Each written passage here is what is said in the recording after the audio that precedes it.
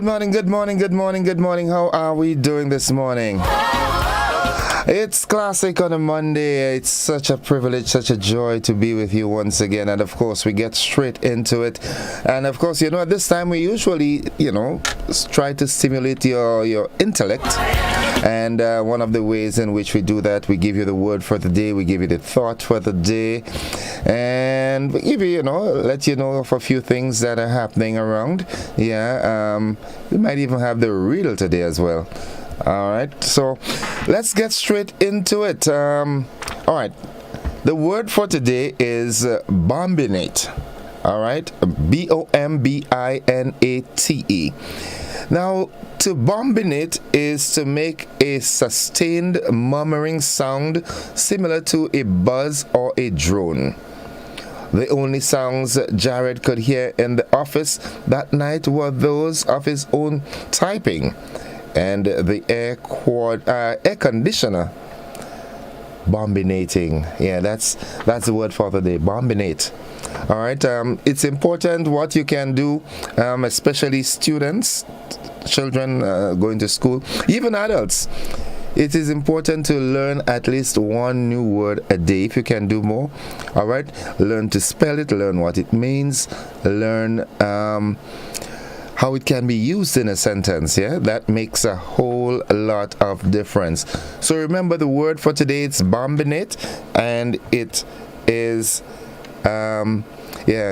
it's a word that is used, it's a verb, all right, and it means to make a sustained murmuring sound similar to a buzz or a drone. That's what it means. I hope you're having a wonderful day so far, and I'm going to give you the thought for the day momentarily. That's what I will do. Hope you're having a great day. Good, let's get to the thought for the day. And the thought for today is, if you are not willing to learn, no one can help you. If you are determined to lean, no one can stop you. All right? If you are willing to learn, no one can help you. All right, if you are not willing to learn, rather, no one can help you. I thought it sounded a bit strange the second time around. All right, if you are not willing to learn, no one can help you. If you are determined to lean, no one can stop you. That's so very true. Keeping a check on the clock, it's 22 minutes onto the 7 o'clock. 7 o'clock workers, you should be getting close to the JOB, all right? Good morning, good morning, good morning. I was supposed to have a caller this morning that was going to give us a brief history of that village, all right?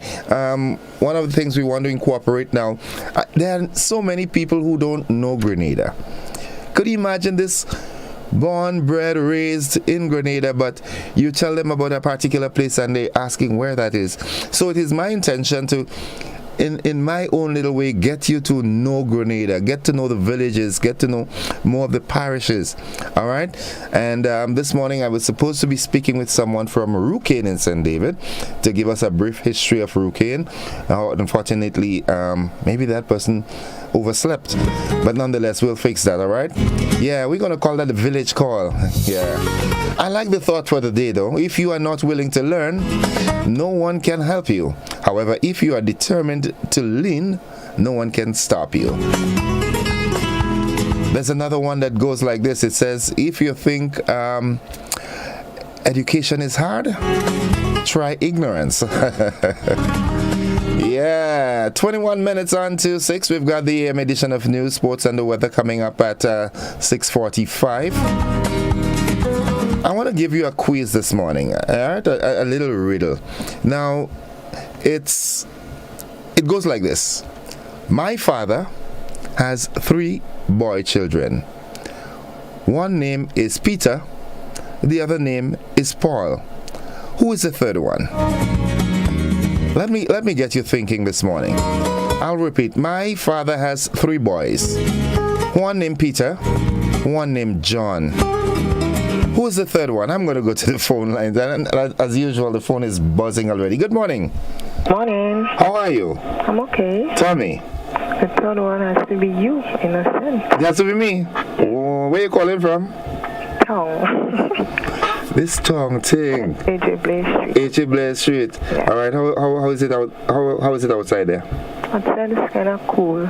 Well, it's obvious Christmas coming, you know. Yeah. The Christmas breeze is starting to get in northeast streets. Yeah. Yeah. So you getting ready to go to work today? Yep. Wow. You're an early one.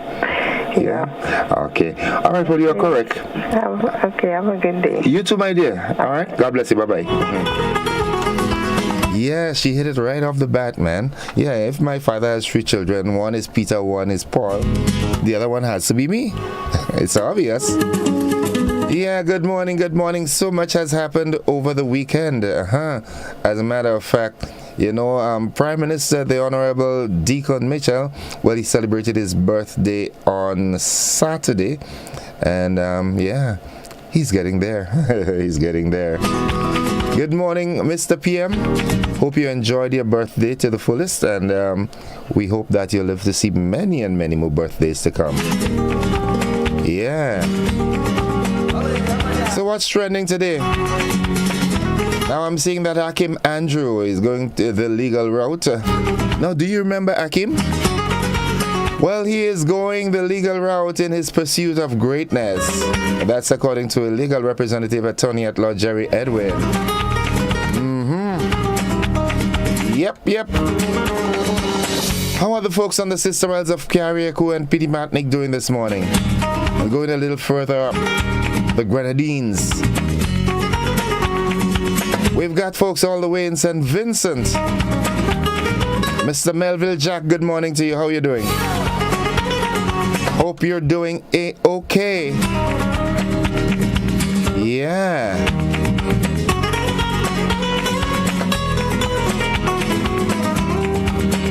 It's Monday. It's the 10th day of October in the year 2022. Could you imagine this?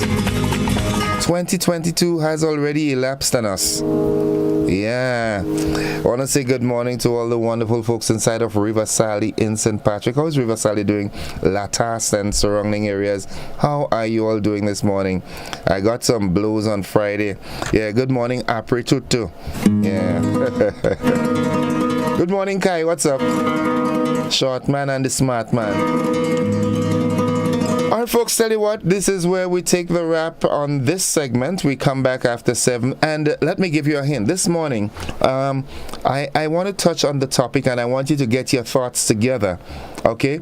This morning, I want us to look at, I want you to be advisors to government this morning, especially to the ministry and the Minister of Agriculture.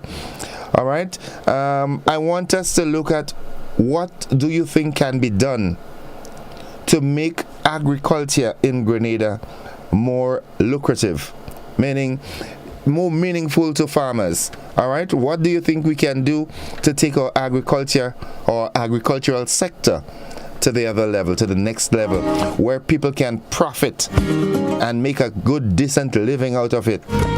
You know, gone are the days when people just, planted and harvested and, did battering and so forth. Agriculture can make you as wealthy as a lawyer or a doctor or whatever if it is done right. So this morning, get your thoughts together. After the news and so forth, we come back with that conversation. See you on the flip side of 7. Yeah, we've got the morning news coming up. Bye-bye.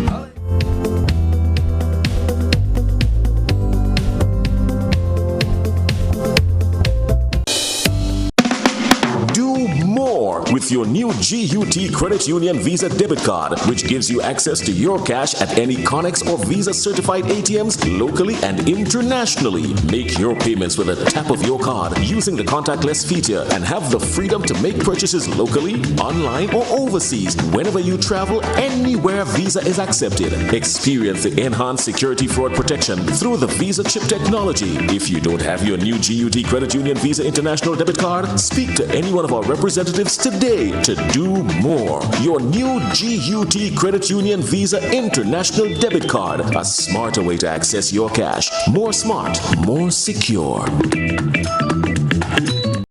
Solar lights are back in stock and will be available for purchase at Southern Electrical. Here is a list of the solar lights that we offer. 200 to 300 watt intelligent floodlights with camera, 300 to 500 watt solar street lights, 60, 100, 200 and 500 RGB solar floodlights, 100, 200, 300, 500 and 800 solar floodlights, solar garden lights, 25, 40, 60, 100 and 200 watt solar floodlights, 3, 7 and 10 watt solar wall lights, motion center garden lights, motion sensor floodlights, 30, 60 and 90 watt solar street lights with accessories, 5 watt solar wall lamps, 40 and 60 solar street lights, and 100 and 300 solar floodlights with battery power display. Now available at Southern Electrical, Dusty Highway, St. George. Visit our showroom today.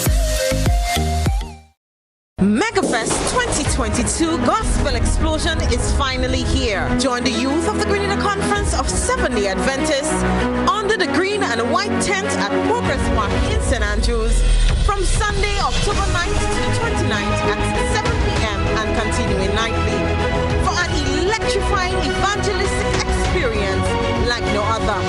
Come hear the ever-exhilarating Pastor Oliver Scott shatter the kingdom of darkness with thundering messages from the Word of God.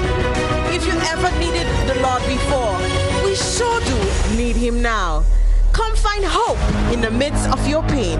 See you there. From Television Center, the Grenada Broadcasting Network, I'm Kenroy Batiste. 2 men charged by police in Grenada's latest homicide are remanded at prison until their next court appearance, while family members of the deceased, Deron Coatney, are crying out for justice. Rena Pett Thomas tells us more. Jointly charged with a non-capital murder, Belmont residents 31-year-old Jude Buckmeyer, a construction worker, and his nephew 22-year-old Stephen Buckmeyer, a boat maintenance worker, made their first court appearance before the St. George Magistrate Court on Tuesday morning. Both men were charged with the murder of Deron Coatney, a 31-year-old Belmont resident from Pearls, St. Andrew. According to reports, Jude Buckmeyer and the deceased, Deron Coatney, had an altercation at his shop in Belmont, St. George last Thursday night. At around 5 a.m. Friday morning, while preparing for work at his home, Coatney was attacked and severely beaten. He later died as a result of blunt trauma to his head and rib area. Deron Coatney's sister, Tanisha Coatney, claims her brother was brutally attacked by 5 individuals and not 2. Around 5 o'clock, they called me, girlfriend called me, and she said to me, she see about 4 guys, 1 girl running from where he's staying in the house, and with plank and iron, which the girl was saying he half to dead, he most dead. So when she ran down there, she met my brother lying down on the bed on his side with blood running out from his nose and his mouth, and he was showing his head where he gets several blows in his head and also on his side. Did get a lot of leaks. To be honest with you, his brain on the left side, well, fracture. His whole body on the left side from his brain go down, fractures. Tanisha said her brother had no time to defend himself and should not have died in such a manner. She explained that by the time she was able to reach the hospital and process the situation, she was told her brother had died. They rushed him to ICU, and they spent a while with him in ICU, and then they came back and they told me that we're sorry we lost him. I feel very sad, and God hear me. I mean, I wish I could give them back the same blow they give to my brother. He didn't have to go that way. He didn't have to go that way at all. The grieving sister is calling for justice for her brother as she explains that her entire family is heartbroken by the incident. Meanwhile, Jerry Edwin, the lawyer representing Jude and Stephen Buckmeyer, says the unfortunate death of Cotain is as a result of having a soft skull. This is an unfortunate incident that involves, I dare say, a victim who had a soft skull.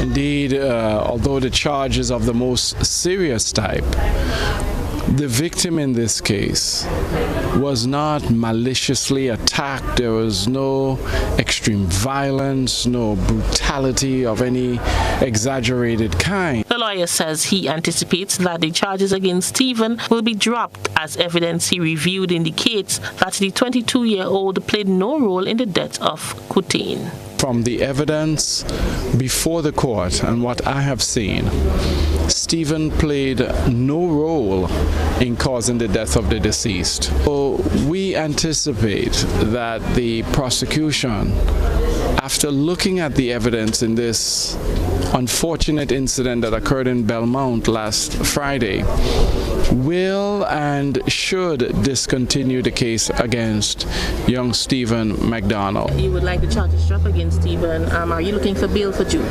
I will be applying for bail to the High Court because, as you know, the Magistrates Court does not have jurisdiction over these matters. So we anticipate that a bail application will be made before the High Court, before the end of this week, for Stephen Buckmeyer.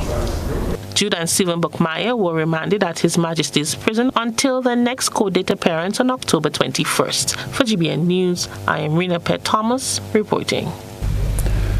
Well, Attorney at Law Jerry Edwin has since apologized for a statement he made. Christina John reports. This is an unfortunate incident that involves, I dare say, a victim who had a soft skull. This utterance from Attorney Jerry Edwin created a stir among many Grenadians following an incident at Belmont St. George last weekend where one man lost his life.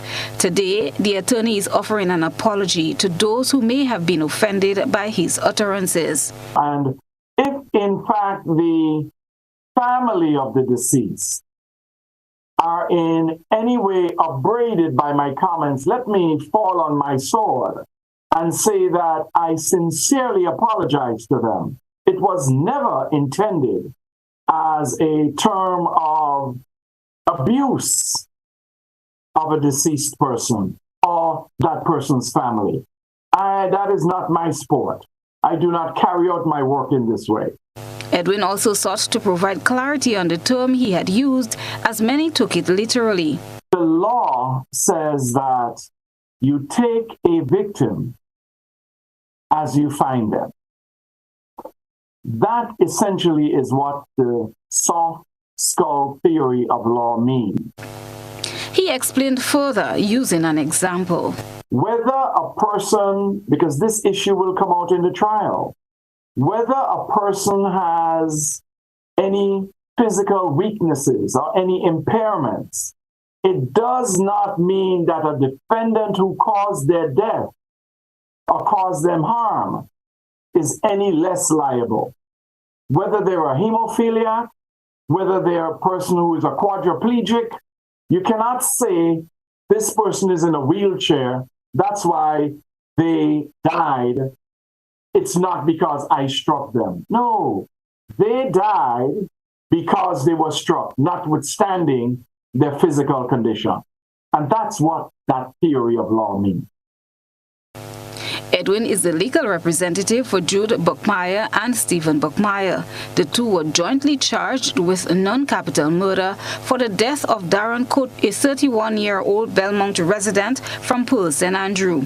They made their first court appearance on Tuesday and were remanded to the Richmond Hill prison until October 31st. Christina John, GBN News. A coroner's inquest ordered by the Director of Public Prosecutions into the deaths of Kimon Bell has gotten off the ground. Christina John has another report. After delays, the coroner's inquest into the death of Warburn resident Kimon Bell has started. Back in August, which should have seen the start of the inquest, it was delayed. According to police, there was not enough persons to form a jury panel, causing a further delay to the start of an inquest, which was pushed back to September. According to information from the Director of Public Prosecution, Christopher Nelson, KC, the inquest began on September 21st, when the first Coast Guard officer was questioned, and continues on October 19th. 22-year-old Bell lost his life in a boating incident on April 24th involving the local Coast Guard. Upon completion of the coroner's inquest, the determination will be made on whether this can be categorized as a crime or an accident.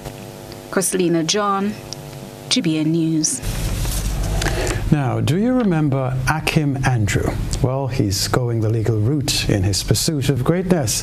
That's according to legal representative Jerry Edwin. We hear more in this Christelina John report. Many may recall the name Akim Andrew, a young man who one might say was plagued with the disease of higher aspiration beyond his qualification. Akim is now out of prison, having served a 2.5-year sentence. The young man was sentenced back in 2020 for impersonating a medical doctor. This followed his prior arrest for impersonating a police officer.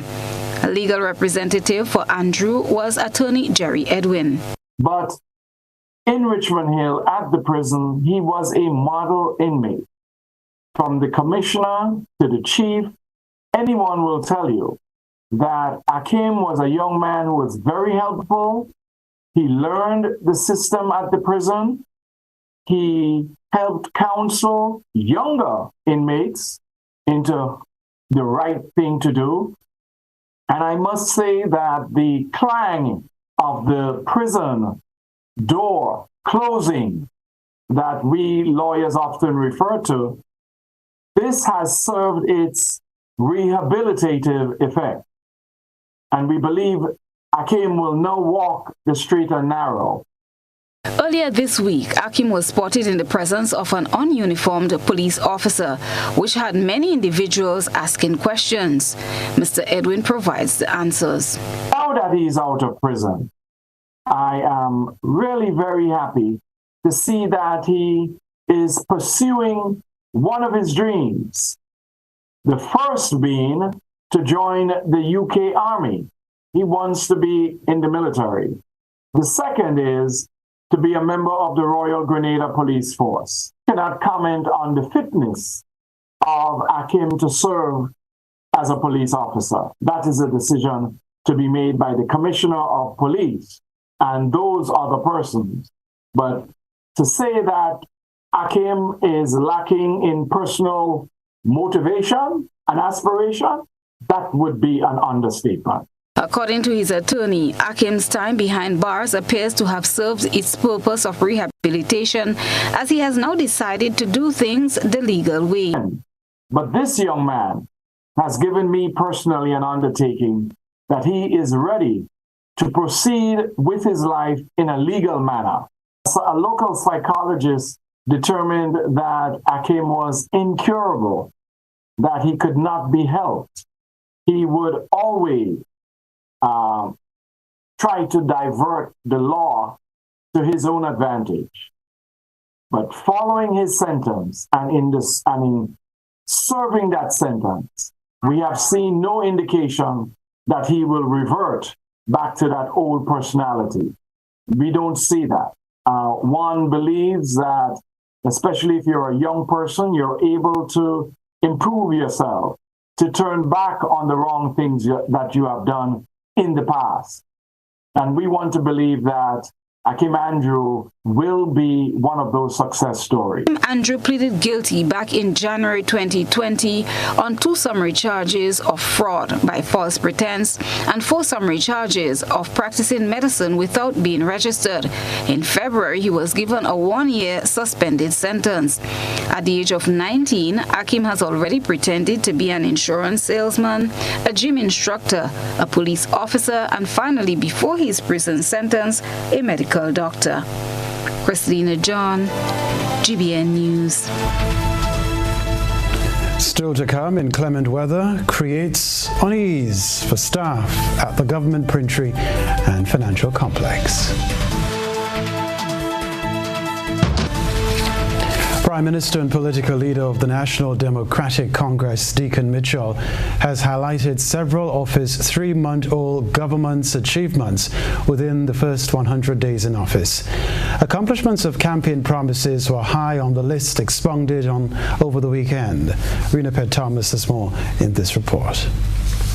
The June 23rd elected NDC administration believes it has made significant steps towards the execution of its transformational agenda during their first 100 days in office, including the realization of several campaign promises. Prime Minister and Minister for Finance, Deacon Mitchell, over the weekend noted the challenging times within which the new administration took office. The economic fallout from the coronavirus was the straw that tipped the scales just enough for Grenadians to finally feel the true weight of the stagnation endured during the past decade. The weight of our neglected healthcare services and the weight of a system designed to keep many of its people in poverty. Our transformational agenda is not pie in the sky, but one that is hinged on a shared vision for a sustainable, equitable, and prosperous Grenada.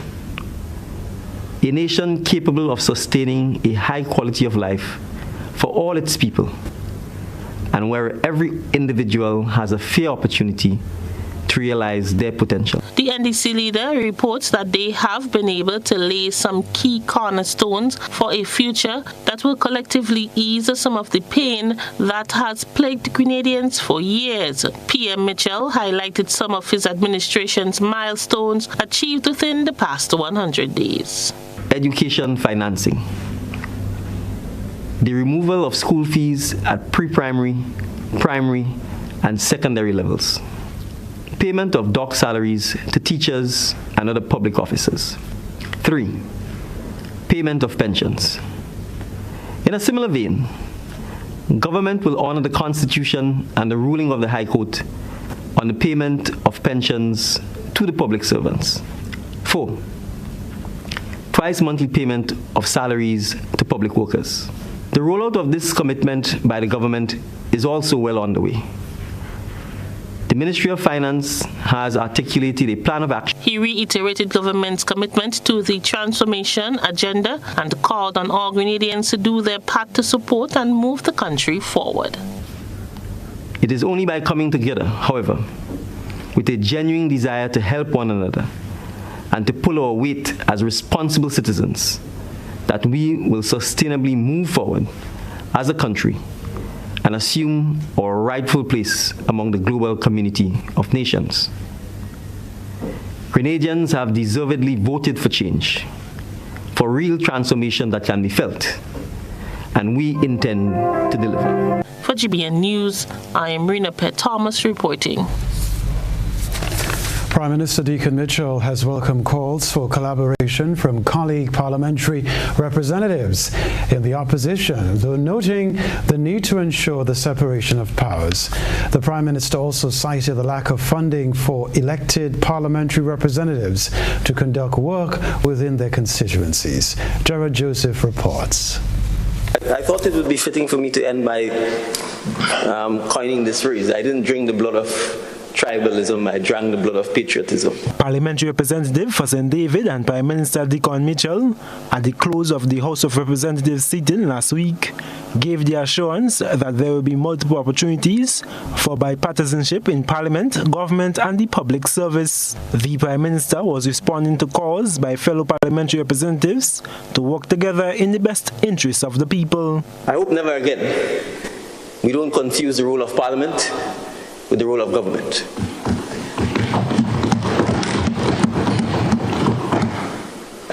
Because unlike some of my colleagues, I am yet to have a parliamentary office to serve the people of St. David's. And part of that reason is because we confused, intentionally in my view, the role of Parliament with the role of government.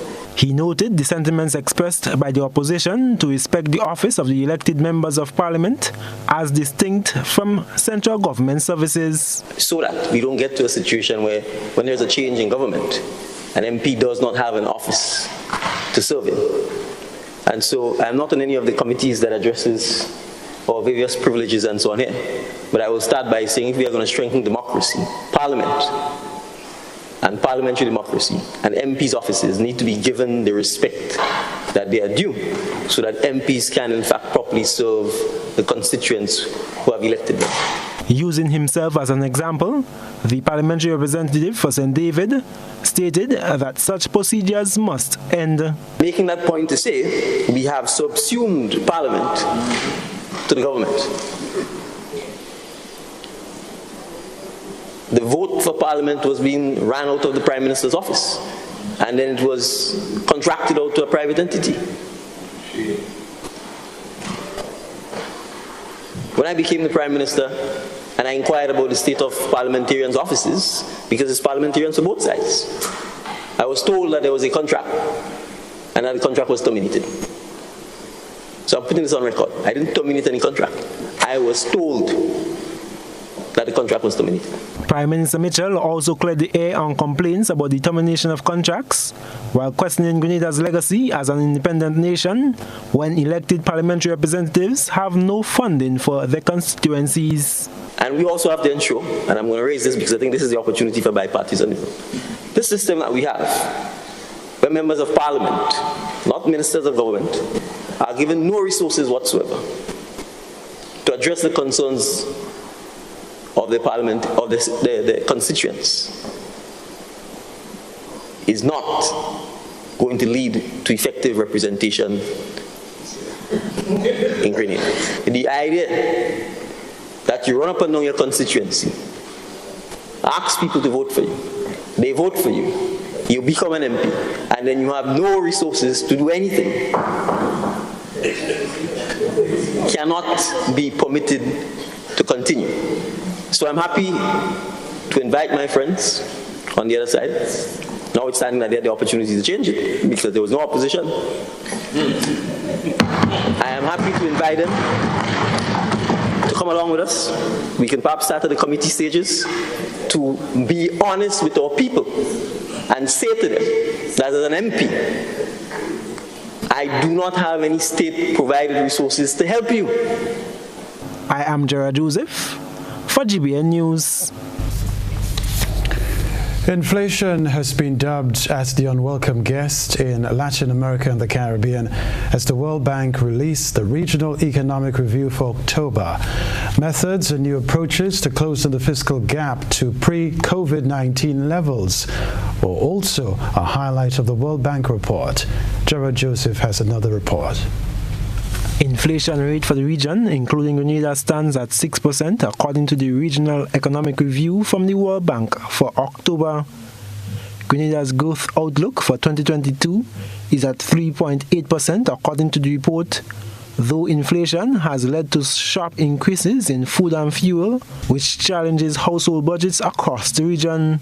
World Bank Chief Economist for the region is William Maloney. But the fact is that central banks have been very aggressive by historical standards, and that has both helped keep inflation down. But of course, as is the case everywhere in the world, that also contributes to a growth slowdown. Maloney says there is no expected rise in inflation due to the policy measures taken. However, the fiscal deficits to deal with the inflation remains. We've had a decrease in primary deficits of about 0.96 percentage points, but on the other hand, the higher interest payments are leaving overall deficits high. At this point, of course, the rising interest rates are making it harder to service the debt, but markets remain relatively...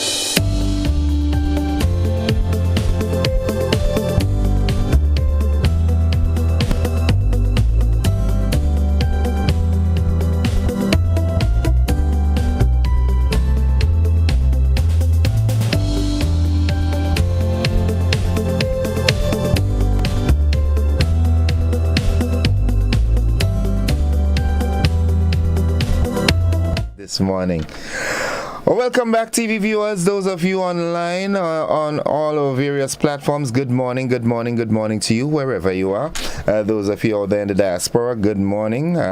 If you're in that time zone where it's already afternoon, well, good afternoon to you. And welcome to another of our Chit Chat. It's 10 minutes after 7 o'clock.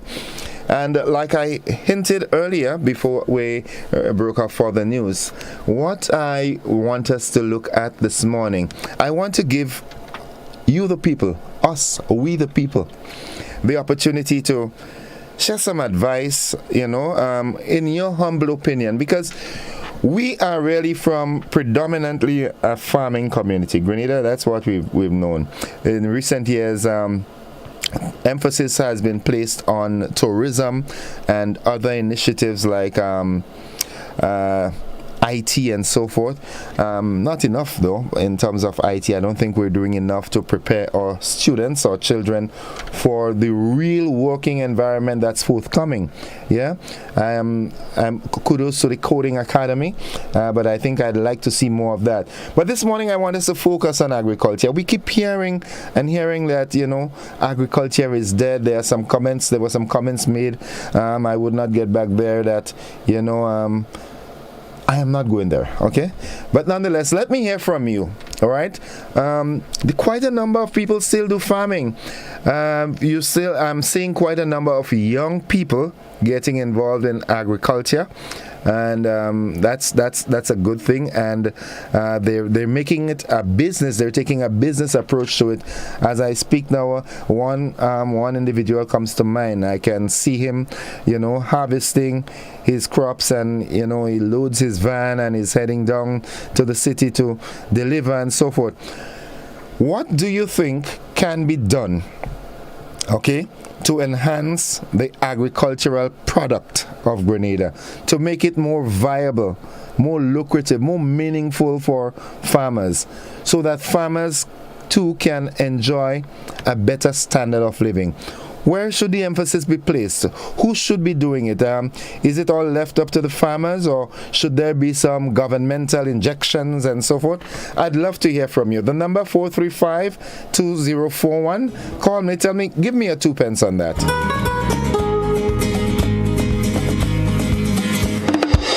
I know you're coming from, a great weekend.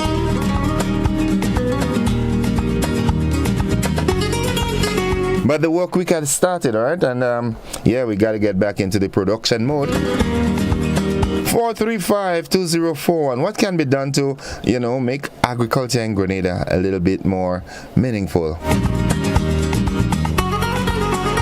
You see a lot of subsistence farming taking place, a lot of backyard gardening, but on a serious level, What are some of the problems? What are some of the setbacks that farmers are facing, they are encountering, that is hindering them from maximizing what they should be getting out from agriculture?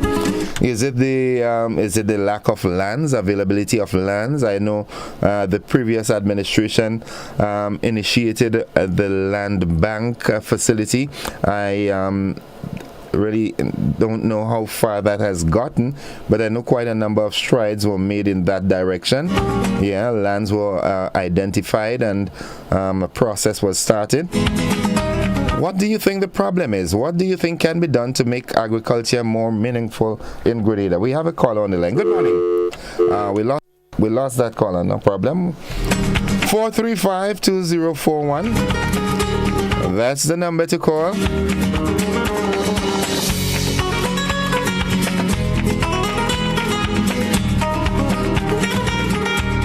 Back to the phone line. Good morning. Yes, morning, Innocent. And first of all, morning to your listeners and your viewers. We need a land use plan, first of all. Okay? A land use plan? Yeah, land use plan and policy, which we have failed to have for the last 30 or so years, even though it was been promised. Notwithstanding that, we need to also consider what is happening in the world today.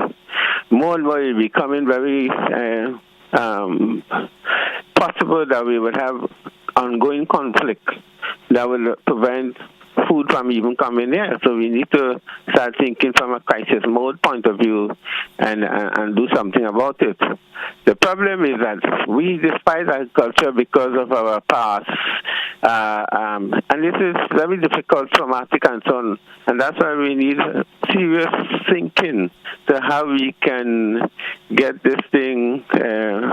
Get over this. But let me ask you a question, right? When you look at it, things as they are now, is there hope for the agriculture sector in Grenada? Yeah, there's hope. If you listen to some of the consultation that happened just recently around the budget, there were some good ideas coming through. Whether we have the will to attempt to implement them. In fact, it is said strategies is only 10% of success. The implementation is 90%. So if you could implement some of the ideas, translate it from ideas into action, it would be good. But it has to be a holistic approach. We say one thing and we do the next. Okay. People don't even buy. You don't even, people tell you cocoa, the local cocoa is too hot. Everything we have, and it's not just Grenada. We've been taught to despise whatever is connected to us. The natural connection. Okay. Things that are synthetic, things that are glossy, but the fast stuff. The other aspect of it thing is that until we really become honest, we will not make any progress. But, let me make a little plug here. On Sunday coming, because this have another aspect right now, climate change is affecting agriculture seriously through the heat and so on, and then the unstable weather pattern. But on Sunday coming, there will be a virtual panel discussion that will be conducted by Friends of the Earth, and we have 5 eminent people that will be on it. Dr. George Martin, Dr. Francis Martin, Dr. Gideon Marcel, Mr. Steve Maxime, Dr. Sonia Barry, and a doctor from, but she's Barbadian, but teaching out at California State University at Long Beach. That's Dr. Cheryl Rock. Okay. They will discuss from 6:30 p.m. virtually heat, food, and our health. We have to take this thing seriously. I'll give you more information as the time goes on, so probably you can help us. Okay, yes, definitely, no problem. Yeah, but we need to take this thing seriously and don't. In fact, let me say one thing I think that come out of the consultation. Somebody said, and it's been said before, but they said this at Pong, this was very profound. Give agriculture the same support that you give tourism in terms of promotion and things. Subsidize, help to strengthen marketing board. But these things take time though, because unfortunately people are expecting to happen overnight. Doesn't work like that. So, Thank you, caller. Yeah. Thanks. Thank you very much, caller. I would love to see the same emphasis that is placed on tourism be given to agriculture. Yeah, I'd love to see that. Back to the phone line. Good morning. Yeah, good morning. How are you this morning? Not too bad at all, not too bad at all. I just have a little, I want to put in my little 2 pence on what I think could help develop Grenada and the agriculture sector in Grenada. First and foremost, we have to look at a 10 to 15-year plan. You do your research on the different soil texture around Grenada, what crops will be better to grow in what area. And during that process, then we have a cooperative already here, I believe. So then you motivate the farmers and whoever interested in getting on board. And then you then start your process in terms of utilizing those lands for the different products for export. Okay. So you're talking about developing Grenada. We cannot, when you take a big project like that, because you have to think big. When you take a project like that, you have to think about export. So then during the process, when you have your system going, you then send people out to different parts of the world, yeah, America, the United States, the United Kingdom, South America, wherever, because you need to export your product. But let me ask you this, right? While this is very important what you're saying, but do you think that we as a people, do you think we still have the will to get back there? Don't you think that people have lost hope in agriculture in Grenada? Nah, listen, man. You was in Grenada, Ivan? Yeah, I born in Grenada. You lost hope in yourself, Grenada? Of course not. Right. So then I believe a lot of people in Grenada has the willpower. And I guess once a good thing is put on board, I believe a lot of people don't gravitate to it. Because everybody will get something from it. In essence, what you think people just need motivation? Motivation. Okay. Motivation in terms to do things. Because if you look at it, I mean, look at how I think it's been embedded in us. As a young kid growing up, we had this thing we used to call self-help, where everybody in the community help each other. Yeah. Mm-hmm. So I believe we didn't lose it. Once the generations die and go out, then the younger generation, if they know nothing about it, and the next sad thing is our history. We let our history die, because then this is what we're talking about, helping to develop Grenada. Everybody wants it to develop Grenada, and the government is in place, has good ideas. Okay. So I believe if you have good idea and you could get the people with you, and I believe Grenadians believe they love the country, they're proud of it. So I believe at the end of the day, we can do a lot to help develop, and again, especially agriculture. Mm-hmm. You understand? We need to have, if you have food to eat, you understand? You don't need materialistic things. Okay. So at the end of the day, I believe at the end of the day, whatever is said, whatever is done with agriculture is a concern.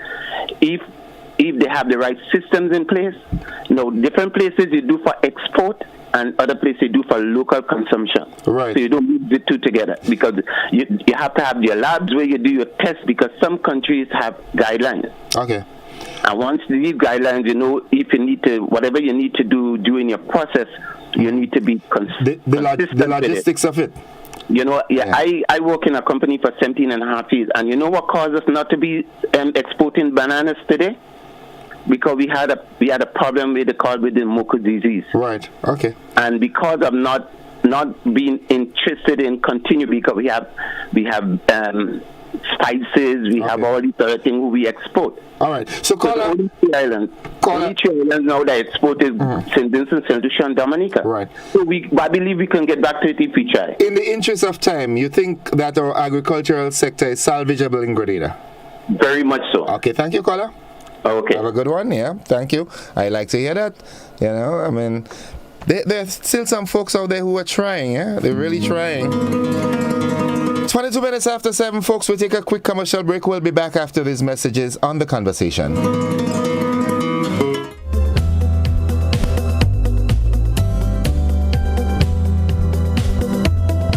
Total is one of the world's largest oil companies with a top quality line of lubricants. Total Lubricants has a full product line from passenger cars, motorcycle, heavy industrial equipment, mining, trucking, agriculture, and manufacturing machines and vehicles. Total Lubricants, winning championships in motorsports, including Formula One and World Rally Championships. Total Lubricants are available at all Rubis service stations, leading automotive shops, and distributed by Huggins. Affordable quality products delivered to you via Superb Service. We are Superb Distributors, wholesalers and authorized agents for trusted products you know and love, like Rika Juices, Pure Heaven products, Bibin diapers, New Bright laundry detergent, Allegra pasta, and more. Contact Superb Distributors at 435-2948 for superb quality and service.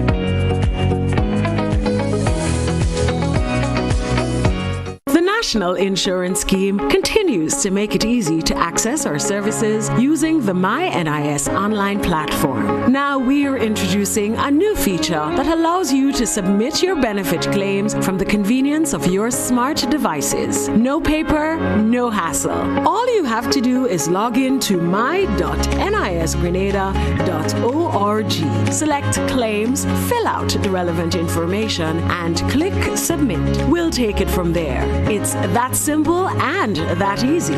Submit a claim from the comfort of your home as you rest and recuperate. Enjoy the convenience of faster claim processing and monitor the status of your claim every step of the way. We are excited to introduce this new feature to better serve you. NIS is changing the game and the way you make your claim. Access anywhere and anytime with MyNIS Online.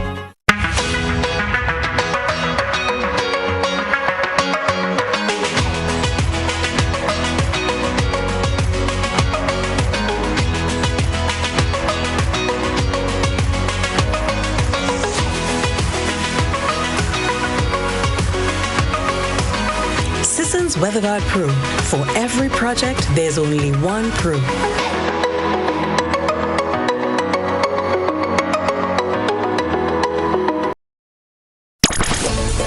I'm a winner. You are winner. We are winners. Winners. It's the big one. Grenada. Imagine winning $25,000 and up to 6 times by scratching just one little ticket. Get your triple cash scratch tickets for a chance to live your best life. Win easy with Scratch. For just $3, match any of your numbers to any of the winning numbers and win the prize shown for that number. Reveal a money back symbol and win the prize instantly. Triple cash scratch in stores now. Must be 18 or older to play. 'Cause I'm a winner. From the moment that I get up, I'm feeling right. Darling, would you like some tea? I've made your favorite. Well, thank you, darling. I'm here finishing my blog post to help homeowners understand their electricity bills. You know, nobody likes paying bills. But at the very least, you should know what you're paying for. That's true. Some people just check the balance. Exactly. There's so much more information on your electricity bill. That is how I've been tracking our usage to make sure the changes that we made are working. So, what do you have so far? The left side of your bill shows the rates for electricity and the government charges. The middle portion shows the number of units you've consumed, plus the history of your usage over the last 8 months. And the right side.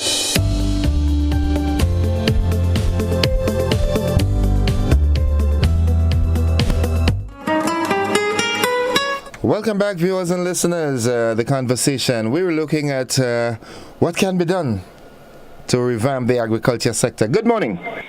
Good morning, my friend, Mr. Innocent. How are you? You seem not to be too innocent, you know. Forget about that. You're still farming? Yeah. I feel that I agreed what the last caller said to nearly everything, if not all.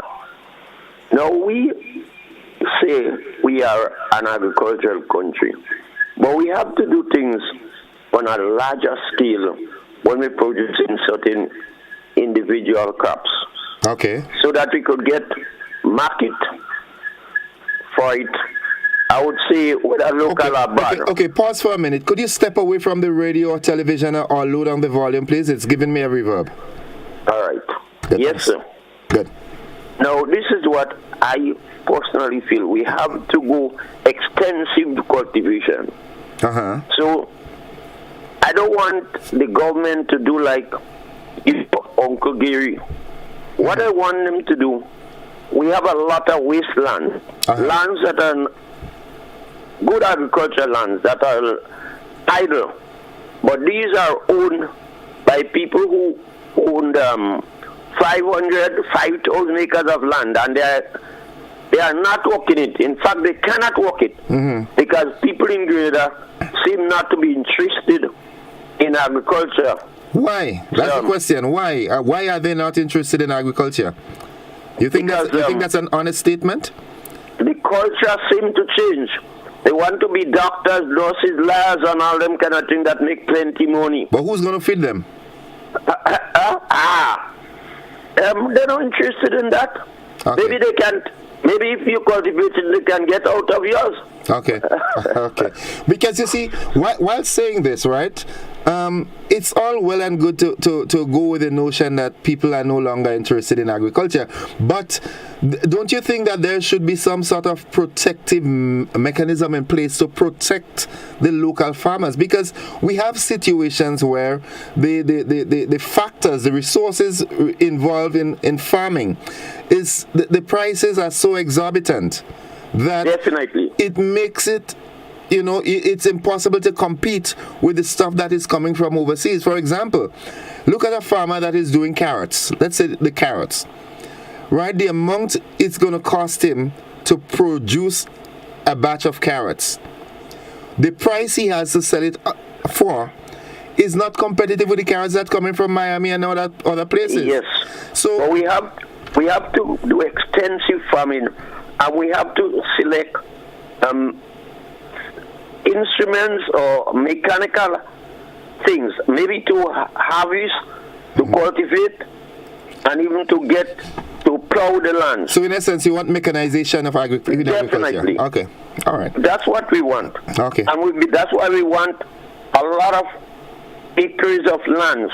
Not people having a half an acre land and this and that. When you're planting carrots or whatever, you must plant perhaps 3 acres. Yeah. So then you have a steady demand because everybody would depend on you. They know where to go and they know where to sell. But what do you think about that situation where at some times of the year there's a glut on the market and at some times there's a scarcity? How do we control that? Because you and the government are not planning, and the agriculturists are not advising the people what to plant at certain times of the year. Okay. And the quantity? Yes, the quantity. Okay. And if you have market, definitely you will know that I have to produce 1,000 pounds of cabbage or this to supply to this particular farm or man or whatever it is. And then you will take interest. Okay. But imagine when you see people planting things and everybody competing among the farmers competing amongst them. If you look at this watermelon, John Brown making money. They're making money. So I will plant watermelon too. Yes. And that's the problem. Yes. We don't have good planners. Everybody in Grenada Valley, I know. Okay. And nobody know. All right. So that's my idea. We have to do it on a larger scale. Anything. Okay. So I want government not to take us, as I said, your Uncle Gary, as if he used to do, take people's land, but approach people who have lands that are idle and are not working them. So either people are saying, I want work, and give the people, especially the young ones, the lands, let them get money in the bank lane and let your grandfather sign for you, and the government would not confiscate now, trying to get a word. Okay, buy the land from the people on a long-term basis. Licit. Thank you very much. All right. Okay. Thank you, caller. Good. 435-2041. What can be done to salvage the agriculture sector in Grenada? Back to the phone line. Good morning. Good morning. How are you? I'm all right, thanks. And you? I am doing fine. Great. No, I think it's a wonderful topic because agriculture to me, is like number one. And we have to treat it as number one. Now, our health system also, that definitely is a number one. You can have two number ones, well, anyway. That is a topic we need about 3 weeks to go on to. So what I'm saying is, we have to treat agriculture as if it's our health. Okay, we have these visiting stations, the health stations, health centers in the different parishes, right? And in different villages. It's the same way. We need to get little not even little, agricultural centers in every district, in every area. That's a brilliant idea. Yes. We have I've not our heard that before. extension officers there. Anybody who has a problem, whether it be fruit flies or manicoot, mongoose, whatever. Right. Okay, they can go to the center, say, well, look, this is my problem, right? You know, and they don't have to leave from here to go to Black Bay. Okay. You understand? Or wherever. We want them close up, and the youth. The center should be accessible. Must be accessible and provide good, solid service. But you know, there's another conversation, huh? Yes, good solid service, because it mustn't be just I have a district agriculture center and it just be.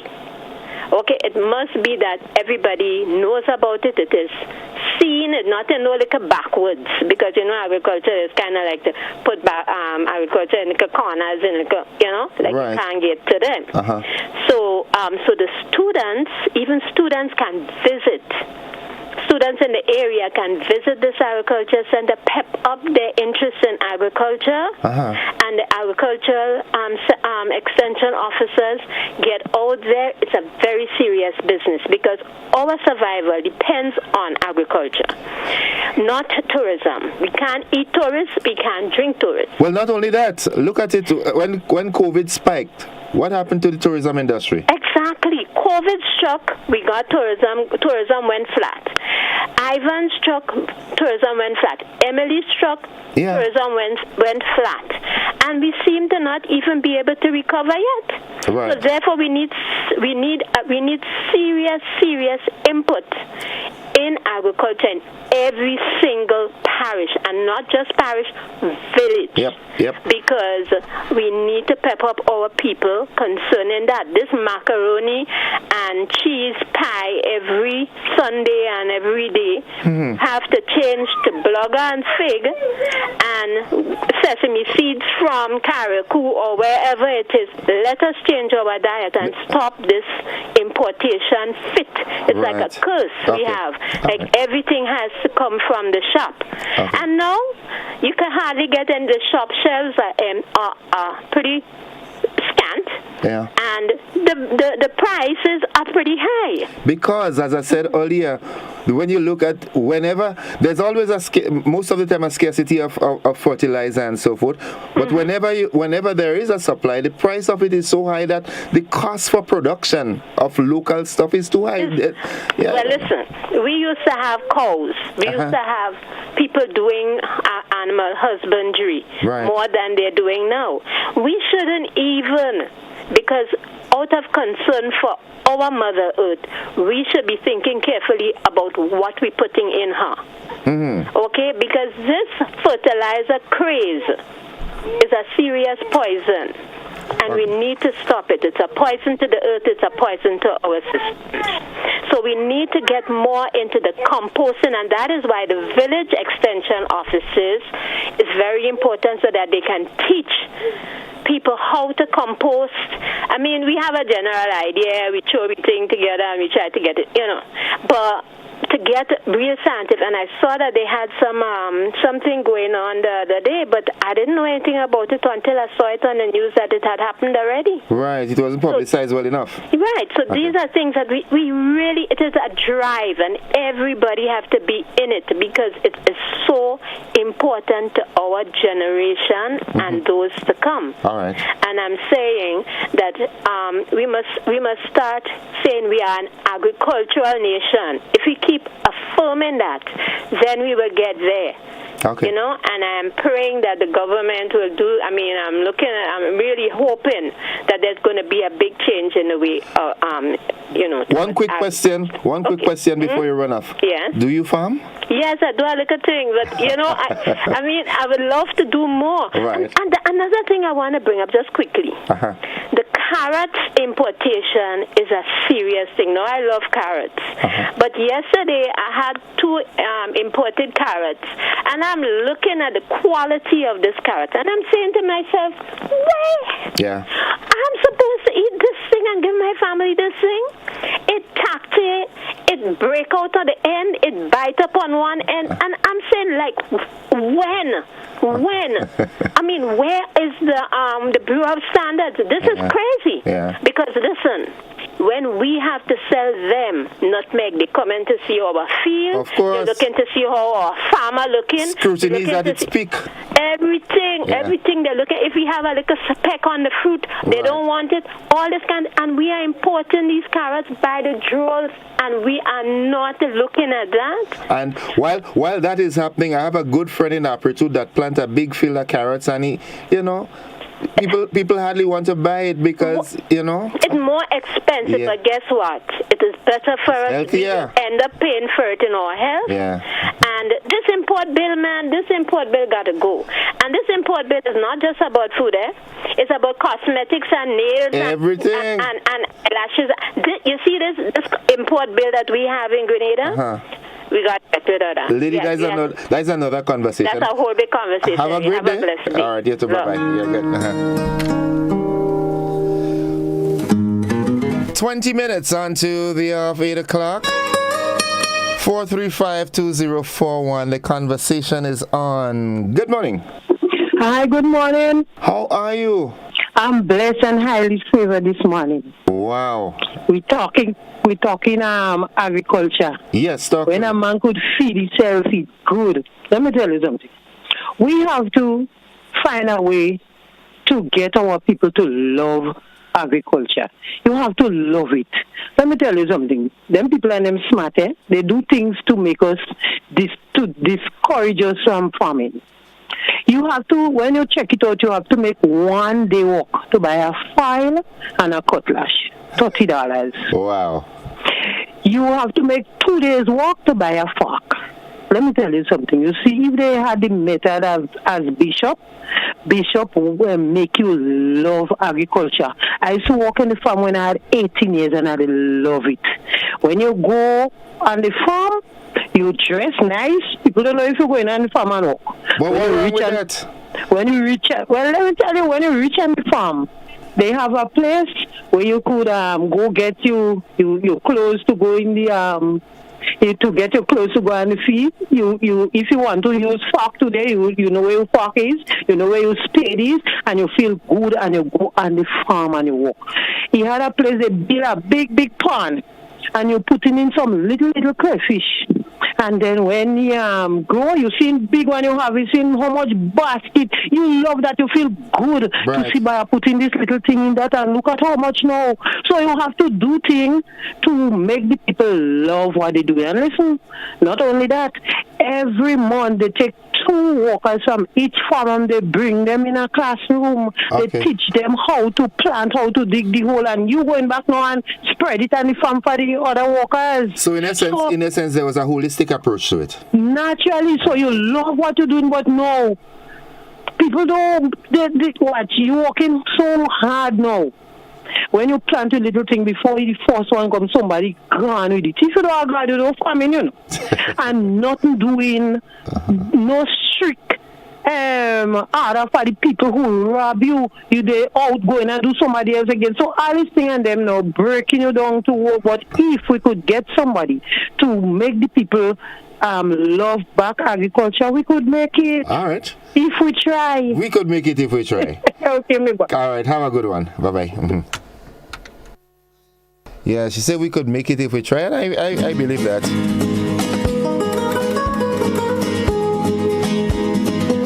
Constant check on the clock, 17 minutes on to 8 o'clock. Agriculture. They say we have to talk health too. Good morning. Good morning, sir. How are you? I am good. How are you? I am blessed, highly favored. Right, good day, sir. So I'm listening to the program and I'm hearing this talk about farming. And I think what the Ministry of Agriculture and the Ministry of Education should do is, in fact, teach our students, and not just the students, but our adults that are interested in farming, about modern-day farming. Okay. When I say modern-day farming, I'm thinking about hydroponics and aquaponics. Right. And the reason why this is important, because this is where the world is heading to, right? in terms of efficiency and in terms of minimizing the amount of resources that is required to cultivate quantity of produce. You understand? Right. So, for example, hydroponics. Hydroponics, you use less land, right, to cultivate the same amount of produce, right? Whereas before you used to use an acre or 2 acres of land, right? Hydroponics, 10,000 square foot of land, you could stack your produce vertically, right? The only negative, and in everything there is a negative, is the high startup cost, right? To get the plumbing and so on. Maybe if you want a little pump to flow the water through the pipe, these things could be costly in the beginning. Right. But it's a cleaner farming, right? The minerals and so on that are used, it is recycled over and over again. Okay. So we don't have no wastage in water, right? The same water gets circulated throughout the entire system, and I think that would help reduce the cost of farming significantly. So in essence, you're saying that we should modernize our approach to agriculture. That's right. Yeah. And young people would be more interested in farming, including incorporating technology in it. Exactly. Because, thinking about, a lot of young children these days, they're more technologically savvy, right? They don't want to go and labor in the sun and this type of things. Yeah, who does that?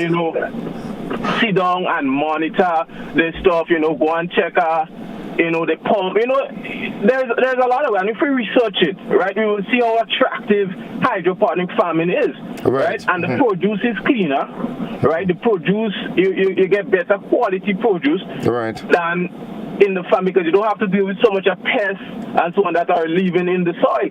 You understand? Yeah. So I think this is something the Ministry of Agriculture and Ministry of Education to go into.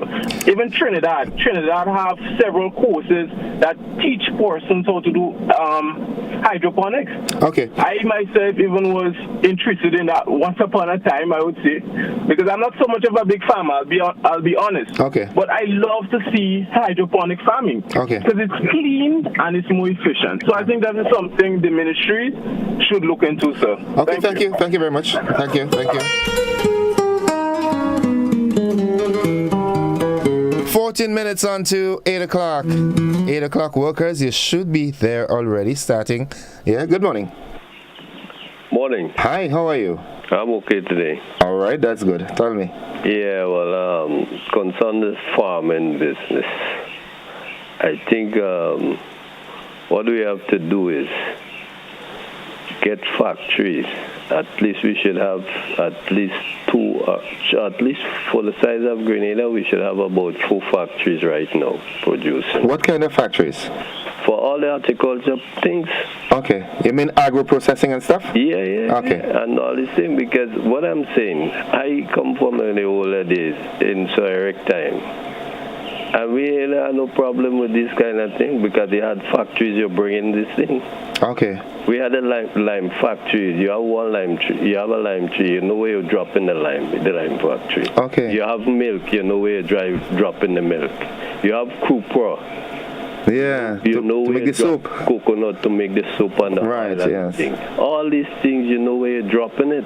Bring it. They have a factory, and some of the things we have to do. Well, you don't even have to think. You just put your label on the bag or whatever, and your name, and then you drop off, and you just drop off, and you pass and pick up. So what is happening now? Grenada, the land space is small, although we think we big, we are small. Yeah. So you would not see a big farmer with 150 acres of land. But for your knowledge of ourselves, almost half of Grenada people are farmers, but we are small farmers. Yeah. So what we have to think of is one Costco full in the basket. Right. We have you get 20 farmers from small farmers from Grenada, 20 from somewhere up in St. David, not St. David, or anyway, 20 all over. And you bring it together, and it bring in a big bulk. So that is the thing, but you have a place to go. So everybody have to hustle, everyone have to hustle to sell. But no, get what is the leadership? The same way they're going to the foreigners and begging to build hotels and to build this. Should ask the farmers, the people over there, the same people you're seeing them, they have the money, they have the tax, they know how to build them. Ask them to build a factory like what they have, not a big one like that, but a small one for us. For instance, simple. Since we small, growing up in the 60s, 50s, and 60s, we know all things that the animals use eat. Yeah. Up to now, we can't have a factory in Grenada itself producing feed. That is something very critical I just raised it. We know from since in my great grandfather time, we know that fowl and things eating corn, they eating coconut, they eating old tomatoes. Look at all these things. Can we pick them up? Have a place where you could drop them, a factory, so you know all these old produce is dropping, and that's making feed, adding other things to it and make feed. I think that's something really wrong, but it's with our mind or mindset. Let's see if we could get it fixed now. Well, how are we going to get it fixed? Well, nothing beats a try.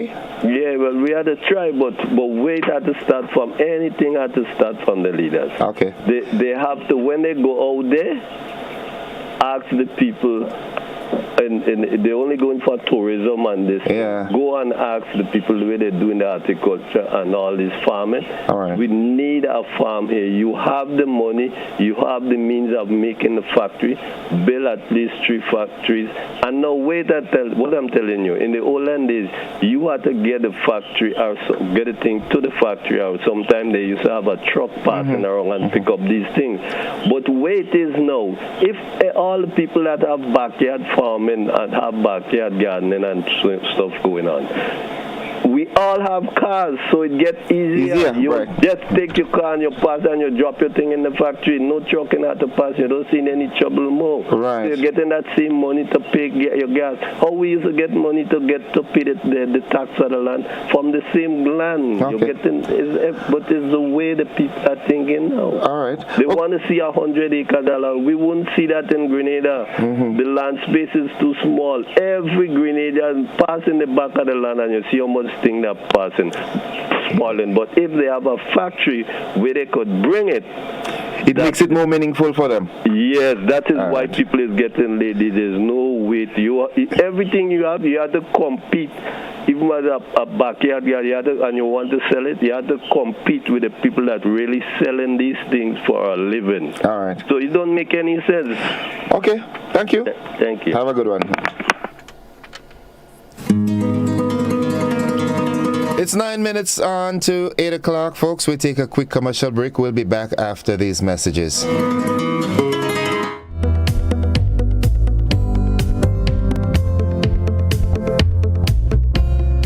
Darling, would you like some tea? I've made your favorite. Well, thank you, darling. I'm here finishing my blog post to help homeowners understand their electricity bills. You know, nobody likes paying bills. But at the very least, you should know what you're paying for. That's true. Some people just check the balance. Exactly. There's so much more information on your electricity bill. That is how I've been tracking our usage to make sure the changes that we made are working. So, what do you have so far? The left side of your bill shows the rates for electricity and the government charges. The middle portion shows the number of units you've consumed, plus the history of your usage over the last 8 months. And the right side shows how much you're being charged. So tell me about the fuel and non-fuel charge. When you pay your bill, you're paying one charge broken into parts. There's a fuel charge, which is the cost of fuel used to generate electricity. And there's a non-fuel charge, which is the cost of delivering electricity to your home and any other necessary services. But darling, what about VAT? Now this is interesting. If you use 99 units or less, there is no VAT. Above 99 units, you pay 15% VAT on the non-fuel portion of your bill. I love this so far. But wait a minute. Have you added the environmental levy? That's the final piece. You see, Grenada collects this levy from domestic customers on behalf of Solid Waste Management Authority. This charge is $5 or $10 depending on the number of units you use. So, add the fuel, non-fuel, VAT, and the environmental levy, and that's your electricity bill. This is really good. I mean, it seems like a lot, but I appreciate that Grenlex shows us a breakdown so we can see the value we are getting for our money, and more importantly, where we're spending it. I really think people are going to value this information. Grenlex, energizing our Grenada. MegaFest 2022 Gospel Explosion is finally here. Join the youth of the Grenada Conference of Seventh-day Adventists under the green and white tent at Progress Park in St. Andrews from Sunday, October 9th to the 29th at 7 p.m. and continuing nightly for an electrifying evangelistic experience like no other. Come hear the ever-exhilarating Pastor Oliver Scott shatter the kingdom of darkness with thundering messages from the Word of God. If you ever needed the Lord before, we sure do need Him now. Come find hope in the midst of your pain. See you there.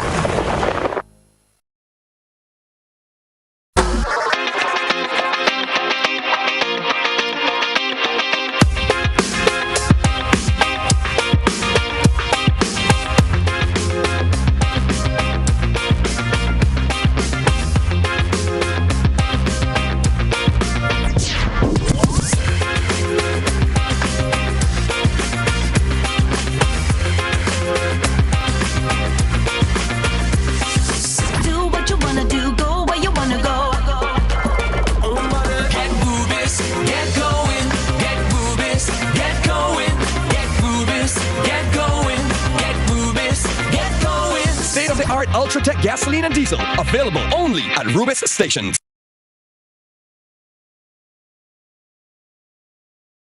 The most anticipated event to end 2022 is here.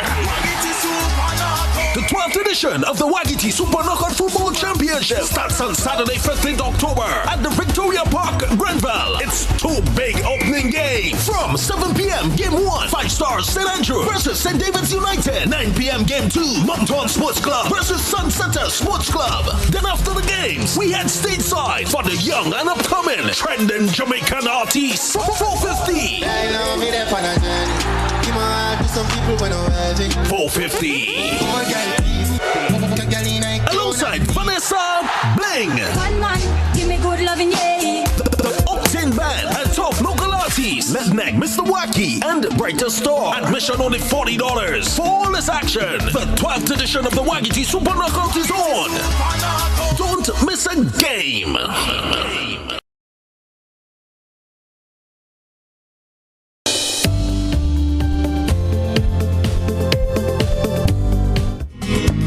Welcome back. Final moments on the program this morning, and we've got the phone line blinking. Good morning. Yeah, morning, listen again. There's a few quick points. One is that if we think about food as medicine, as the ancient used to say, your food is your medicine, and if we link it with health and less with money, although money is important, most time when we think about food, especially food production, we immediately think about money.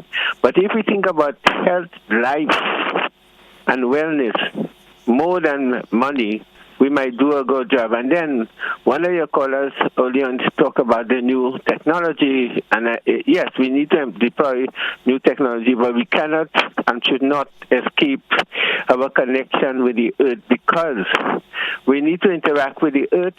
For our interaction with through our feet and our hands help to keep us healthy. Okay. All right? All right. Thank you. Thank you, caller. Thank you. Thank you.